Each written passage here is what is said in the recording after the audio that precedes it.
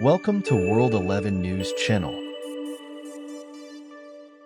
Throughout her meteoric rise to stardom as a 90s fitness icon, Stop the Insanity. Infomercial star Susan Powter stood on tenets of helping Americans become lean, strong, and healthy. But as she exclusively reveals to Entertainment Weekly, she certainly wasn't going to let anyone strong-arm her into doing an interview on the Oprah Winfrey Show at the height of Powter's fame. In an interview spanning topics from her past career to her current life working as an Uber Eats delivery person in Las Vegas, Powter, now 67, reflects on her own short-lived talk show, The Susan Powter Show, which followed the establishment of her multi-million-dollar wellness empire that included workout videos, books, and a media schedule she feels didn't align with her personal objectives. Back then it was bad news. Oprah, her show was the beginning of the trashiest S on earth. Powter, who became one of the era's biggest pop cultural phenomenons in the fitness space after publicizing her weight loss journey, tells EW over a bowl of rice, vegetables, and tofu at a small restaurant in the outskirts of the entertainment capital she calls home.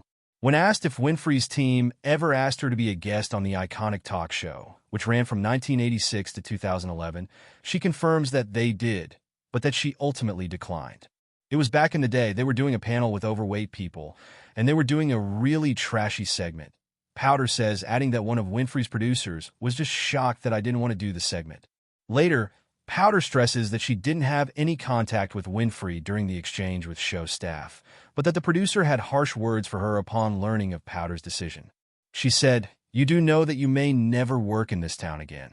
She said it like that, and I literally laughed. Powter says, "I said, I seriously doubt it, but thank you very much.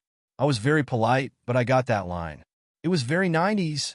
EW has reached out to representatives for Winfrey for comment. Powter goes on to admit feeling overproduced by the team that surrounded her in the early 90s after Stop the Insanity landed her everywhere from being the subject of a Kirstie Alley-starring parody on Saturday Night Live to appearing as an interview guest on The Tonight Show with Jay Leno. Still, Powter, who says she lost her fortune due to a mix of shady employees pilfering money, legal fees, and mismanaged financial affairs, divulges that while she enjoyed spreading her message to countless Americans who listened in droves, she felt corporate media greed pulling her further away from herself and into a mold she didn't want to fit. They wanted me to be that. That's what television was then, she says, referencing the late Jerry Springer, whom she praises as smart, but whose approach to TV wasn't the same as what she wanted for herself. They wanted a trashy Sally Jesse Raphael, kind of trashy, kind of combative. Everybody was doing that thing. It wasn't my deal at all. Amid other projects Powter has brewing, including a podcast and a planned nationwide tour in an RV she's yet to purchase, on top of a recently published memoir. And then M died. She'll also star in an upcoming feature-length documentary directed by filmmaker Zebariah Newman and produced by Oscar-winning actress Jamie Lee Curtis.